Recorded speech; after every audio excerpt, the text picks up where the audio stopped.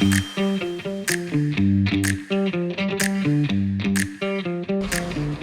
afternoon, everyone, and today I wanted to provide an introduction into the mysterious phenomenon that we call cancer.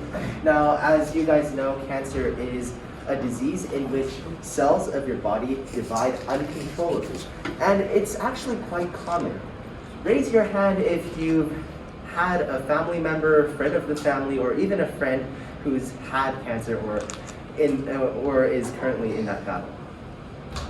I myself have this experience, and when you take a look into cancer, it's quite common, it's quite deadly, and there are very few options for treatment as of now. But let's explore that in a little. Here's what we'll be going over today. First, we'll take a look at some of the introduction and what is cancer.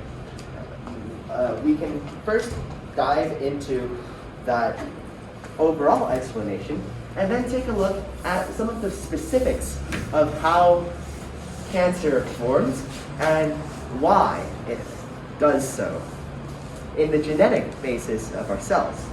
Then we'll take a look at some of the current treatments and their limitations and what we see as the future of cancer treatment and the disease as a whole.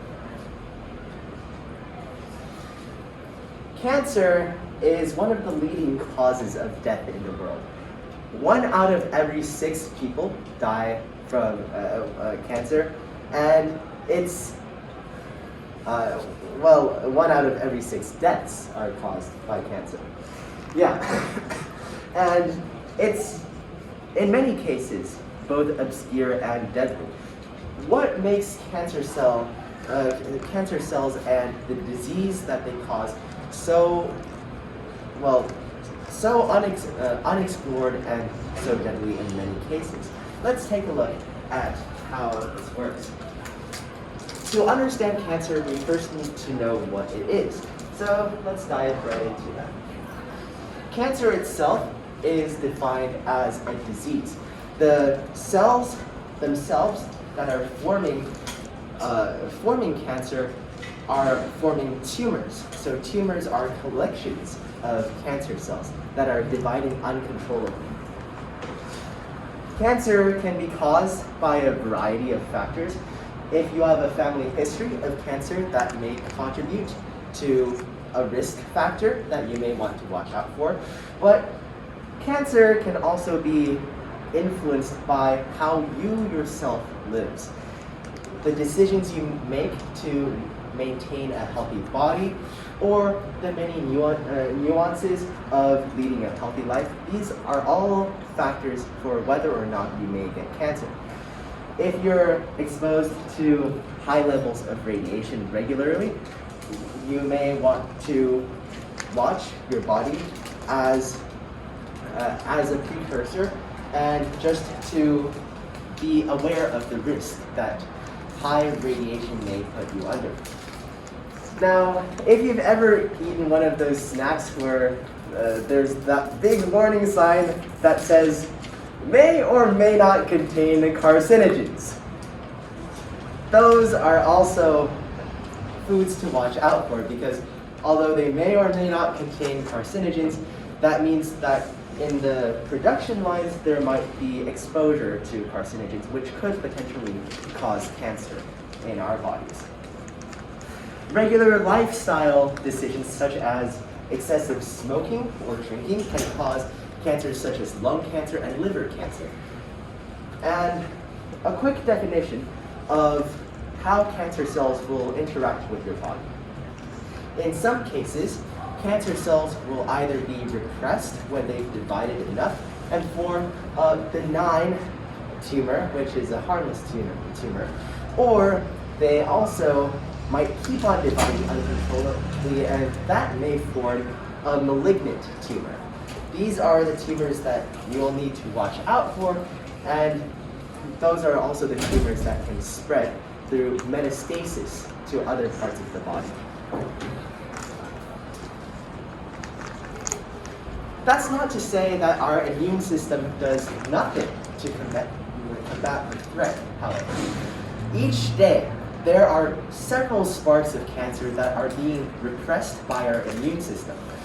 Our immune system is a wonderfully complex wide web of immune cells, and one is in particular, immune cell, called the natural killer cell, is able to combat cancer. It will kind of go shake hands with cells that it comes across in your bloodstream.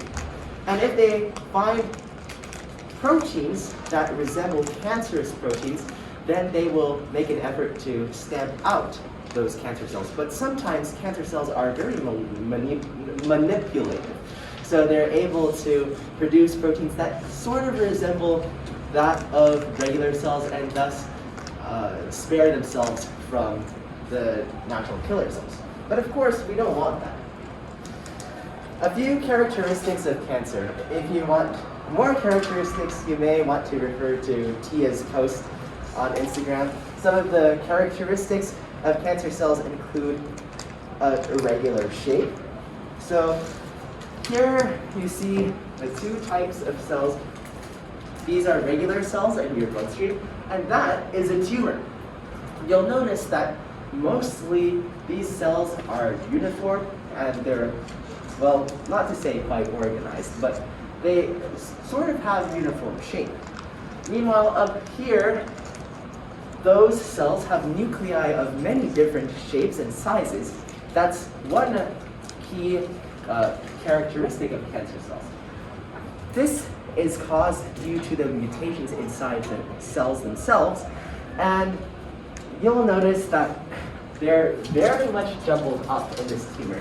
It's because tumors are able to reach into your bloodstream and take more nutrients than normal cells need, thus helping the cancer cells grow much faster than usual.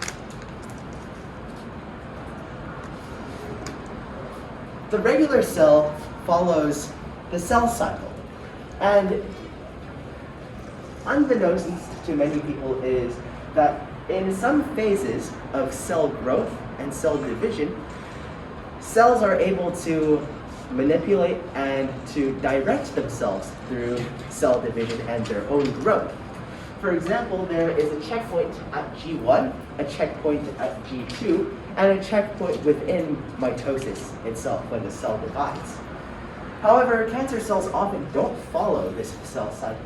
Instead, they speed through the cell cycle, growing much faster than usual, dividing much more commonly, and that is the basis of cancerous cells. And here's just an introduction to some of the checkpoints that we have in our cell cycle. Cancer cells are able to divide so often. So how does this work? Well, in normal cells, you have two types of genes that keeps cancer in check. The first type is the tumor suppressor gene. In the normal state, tumor suppressor genes are turned on, they're activated, and they produce a protein called P53. However, when tumor suppressor genes mutate, then the P53 produced will also be mutated, and thus it won't be able to suppress cancer.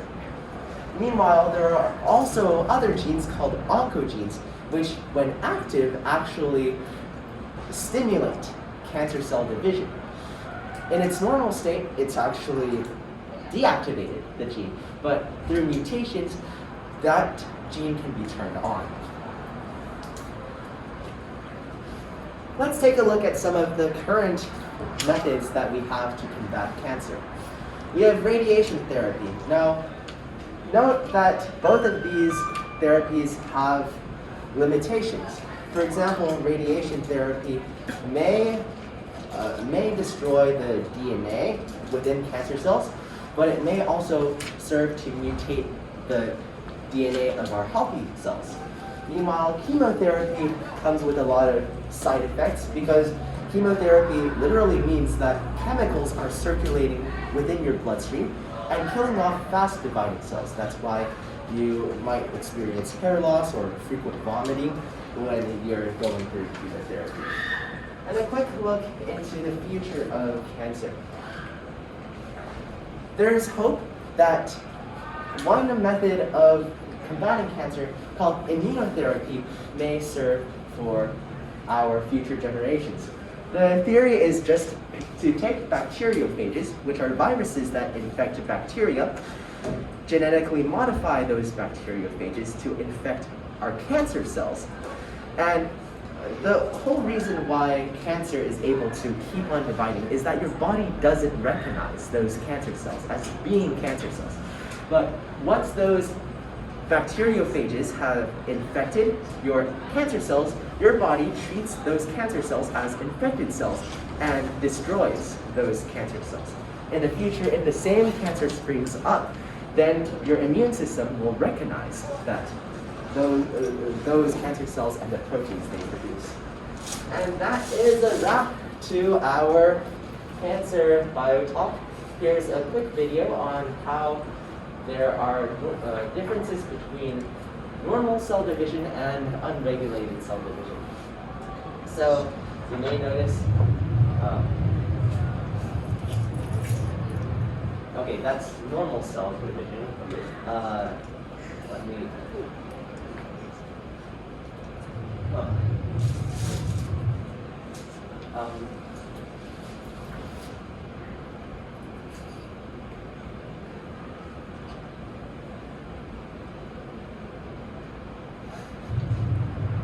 there. As you can notice, these cancer cells over here are not going through the regular regulated cell cycle and are dividing rapidly, much more rapidly than these cells over here. And the more time there is, then the bigger the tumor it will form. And that is a conclusion to our BioTalk today, and we hope you learned something from today's BioTalk.